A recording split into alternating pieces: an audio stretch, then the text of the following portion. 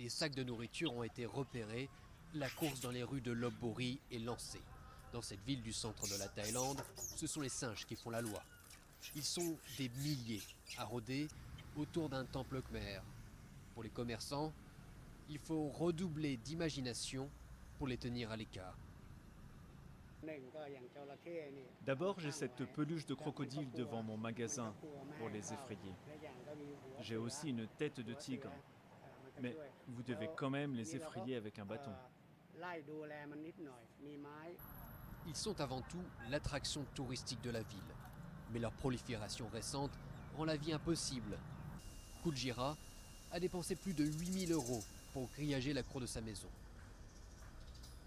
Je dois vivre dans une cage. Si j'avais pas de cage, ce serait difficile de vivre ici, parce que les singes rentreraient tout le temps. Des voitures vandalisées, des rues jonchées de déchets, la cohabitation difficile a forcé des commerces à fermer. Et la situation ne fait qu'empirer. Quand ils mangent la nourriture des humains, ça affecte leur santé et leur quotidien. Plus ils mangent, plus ils ont de l'énergie. Ils ne savent pas quoi faire de cette énergie, donc ils se reproduisent. Depuis la dernière campagne de stérilisation, il y a 3 ans, leur population a doublé. Autour du temple, ils sont maintenant environ 6 000. Les autorités veulent reprendre le contrôle en stérilisant 500 singes. Des fruits, des légumes pour les attirer à l'arrière du temple dans ces cages avant d'être triés. Assez vite, des tensions montent avec les gardes forestiers. On doit faire attention. Qui attrape les singes, qui les surveille. Si vous baissez la garde, ils vous sautent dessus dans votre dos. Ils sont des centaines à observer l'opération et tenter de sauver leurs camarades.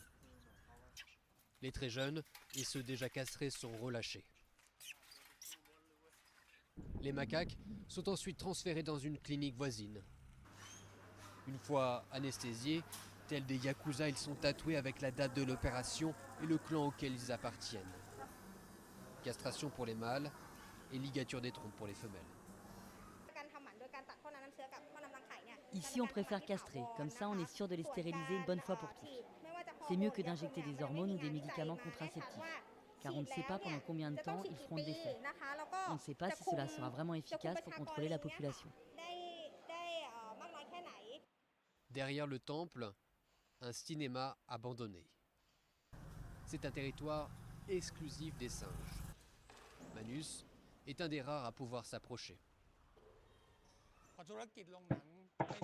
Lorsque le cinéma a connu des difficultés financières, le propriétaire a décidé de le fermer. Alors, les singes ont commencé à venir, se faufilant partout, et ils ont fini par mettre cet endroit à sac. Ce cinéma est le théâtre de guerre de gangs de singes. Un peu plus haut, la salle des projecteurs est inaccessible aux humains.